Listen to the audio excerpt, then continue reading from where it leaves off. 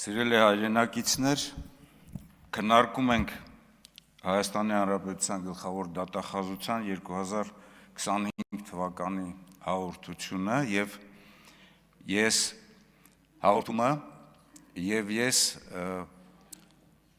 շարունակելու եմ իմ խոսքի մեջ ներառել 44-օրյա պատերազմի հանգամանքների հետ կապված իրադրությունը։ Ինչու, որովհետև Հայաստանի Հանրապետությունում իշխանությունների ձեռամբ այսօր փորձում են պատերազմի հիմնական պատասխանատվությունը միայն գցել բանակի վրա, այնինչ այդ պատասխանատվությունը կրում են իշխանության բոլոր թևերը, եւ ես գտնում եմ, որ դա ճիշտ չէ, որովհետև պատերազմի ընթացքում պատերազմել է ամբողջ ժողովուրդը, պատերազմել է պետությունը եւ նորից ուզում եմ կրկնել մեր գործընկերների համար, որոնք երեկ եւ այսօր խոսում էին բանակի վերաբերյալ, բանակը հատկապես Արցախի պաշտպանության բանակի իր առջև դրված խնդիրը գոնե 1 ամիս անընդմեջ հերոսաբար կատարել է եւ հիմնական խնդիրը, հիմնական խնդիրը այն է եղել, որ ռազմաքաղաքական որոշումները չեն կարողացել ճիշտ ընթացք ստանալ եւ փակել այն ճեղքման ճանապարհը, որով հակառակորդը կարողացել է առաջխաղացում ունենալ։ Արժանահավատ չենք համարում նաեւ քննիչ հանձնաժողովի գործունեությունը, ինչու՞, որովհետեւ քննիչ հանձնաժողովը իր կազմով միայն քաղաքացիական պայմանագիր կուսակցության եւ նաեւ իր փոքր կազմով չէր կարող այսքան շատ կարճ ժամանակահատվածում քննել այնպիսի մի կարևոր խոշոր իրադարձություն, ինչպիսին 44-օրյա պատերազմի հանգամանքներն էին։ Եվ բացի իրենց պարտականությունները կատարելուց, իրենք չէին կարող ճիշտ գնահատական տալ մեր իշխանության բոլոր թևերին, որովհետեւ քննիչ հանձնաժողովը պետք է գնահատական տա բոլորին, ովքեր որ պատասխանատվություն են կրում պատերազմի ժամանակ։ Եվ պարոն Քոչարյանին ես կհորդորեի փոխանակ մարտի 1-ի մասին խոսելու, որովհետև մարտի 1-ի մասին ինքը խոսեց երեկ, դրա գնահատականը վաղուց տրված է, զբաղվեր քննիչ հանձնաժողովի գործունեությամբ, որովհետև մենք առաջարկություն էինք արել։ Մեր առաջարկությունը հետևյալն էր, որ ազգային ժողովից դուրս համապատասխան օրենսդրական փոփոխությամբ ստեղծել համախոհությամբ հանձնաժողով, որտեղ հավասար չափով կազմը կլիներ, պարիտետային կազմ կլիներ եւ այսօր չէր լինի հետևյալը, որ դուք ձեր կուրսն եք ծեծում խուսափելով այս իրավիճակից, այս 7 տարիների ընթացքում պատասխանատվությունից, մենք մեր տեսակետն ենք արտահայտում, իսկ ժողովուրդը իրական պատասխանը չի ստանալու։ Հիմա դուք խոսում եք որդիների մասին, որդիները շատ ցածր մակարդակի գործունեություն են իրականացրել բանակում, բայց որդիների մասին պետք է խոսեն այն մարդիկ, որոնք որ պետք է մտածեն իրենց որդիները որտեղ են եղել, ինչ են արել, եւ չի կարելի մարտի դաշտում վիրավորված մարդկանց լինի, չգիտեմ, սպա, գինի գեներալ, ընդհանուր առմամբ նրանց դերակատարությունը նսեմացնել եւ ասել պատահական, այսպես պատահական վիրավորվածություն։ Եվ հենց իմ խնդիրը կայանում է նրանում, որ պատասխանատվության աստիճանը հավասարաչափ պետք է բաշխված լինի ռազմավարական, ռազմաքաղաքական մակարդակից մինչև մարտավարական մակարդակ, ովքեր որ գործել են բանակում եւ բանակից դուրս։ Այսօր մենք իհարկե մեր ցանկությունը հետեւյալն է, որպեսզի բոլոր հանցագործները իրենց պատասխանատվության աստիճանը ունենան։ Առաջին հերթին Ադրբեջանը պետք է իր պատասխանատվության համար միջազգային հարթակներում գրի այդ պատասխանատվությունը, այնինչ այսօր ինքը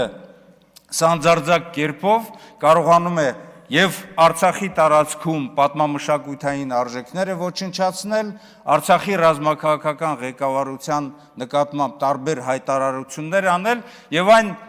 խոսքը, որ ադրբեջանցիները պետք է հետ վերադառնան, առաջին հերթին Ալիևի խոսքն է, օրու մեջ ինքը տարբեր խոսույթում ինքը ասում է Արևմտյան Ադրբեջան, ինքը նկատի ունի Հայաստանի Հանրապետության որոշ տարածքը։ Պատասխանատվություն պետք է կրեն տիկին դատախազ։ Այն դիվանագետները, ովքեր որ ստացել են 2019 թվականի առաջարկությունը, ովքեր որ տապալել են բանակցային գործընթացը, ովքեր որ լռում են այն իրարամերժ խոսքից, գործերից, ոչ թե մեկ հայտարարության մասին է խոսքը, այլ իրարամերժ խոսքեր, գործեր, եւ 2019 թվականի փողզիջումային տարբերակի այսպես ծալել դնել տակը եւ այնուհետեւ պարզ այսպես ասած ձեռ առնել ոչ դիվանագիտական կորպուսին, որ մենք այդ փաստաթղթերը գտնում ենք տարբեր սառնարանների, չգիտեմ, տարբեր պահարանների տակ։ Եվ եթե մեկ գոնե դիվանագետ, պարոն Քոչարյան, պատասխանատվություն կրի, եթե քննիչ հանձնաժողովում դուք համապատասխան եզրակացություն կազմեք եւ դա ներկայացրեք հանրությանը, ես չեմ ընթերցել, որովհետեւ այդ գաղտնիության թույլտվությունը չունեմ,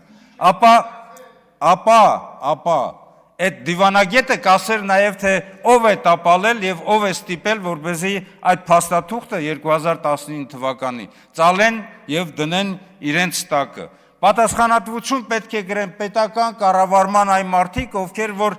բանակին թիկունք չեն կանգնել, բանակի մոբիլիզացիան չեն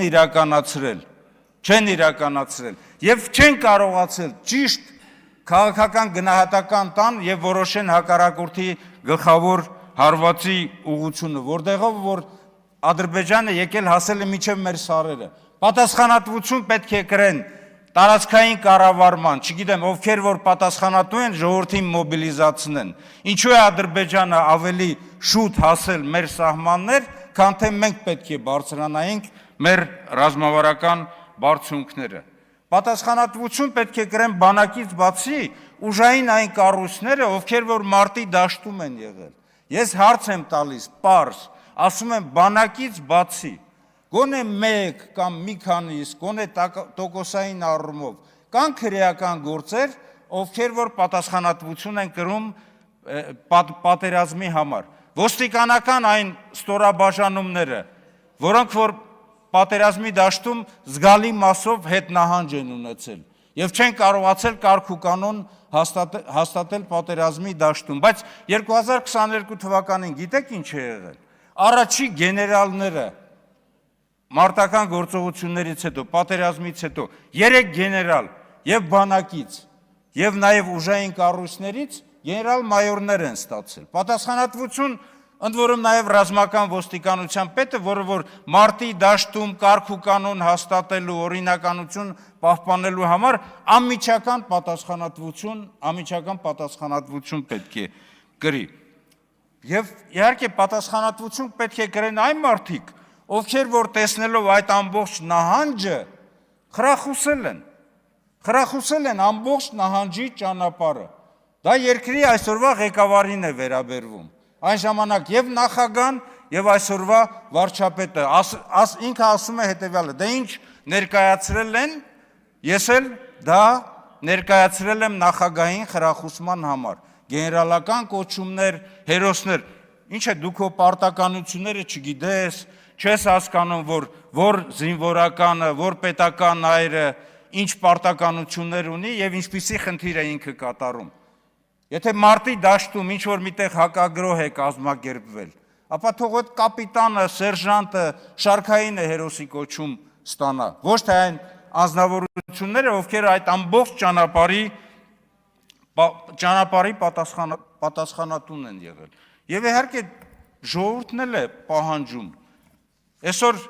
դուք ձեր գործունեությունը շատ հոյակապ կերպով եք ներկայացնում, բայց ինչ ուզում եք ասեք, թռնեք վերև, իջնեք ցած, հարգելի հայրենակիցներ, այսօրվա այս ողբերգական վիճակի, Արցախի անկման համար պատասխանատու է այսօրվա իշխանությունը, որը որ փորձում է նորից մեղքը պատերազմի գցել բանակի վրա։ Հիմա տիկին դատախազ, այս ամենը դուք տեսնում եք, թե չեք տեսնում, իրավապահները տեսնում են, թե չեն տեսնում։ Նորից ես ասում եմ, ասեք գոնե մեկ քրեական գործ, որտեղ որ մնացածը պատասխանատվություն են կրում։ Չի կարա քննիչ հանձնաժողովը, որը որ նախագահ ունի եւ նախկին գումարման պատասխանատուներից մեկն է եղել, նույնանուն հանձնաժողովի օբյեկտիվ արժանահավատ գնահատական տա այս պետությանը, որի գլխում կանգնած է մի անձնավորություն, որի ենթականներն են իրենք հանդիսանում։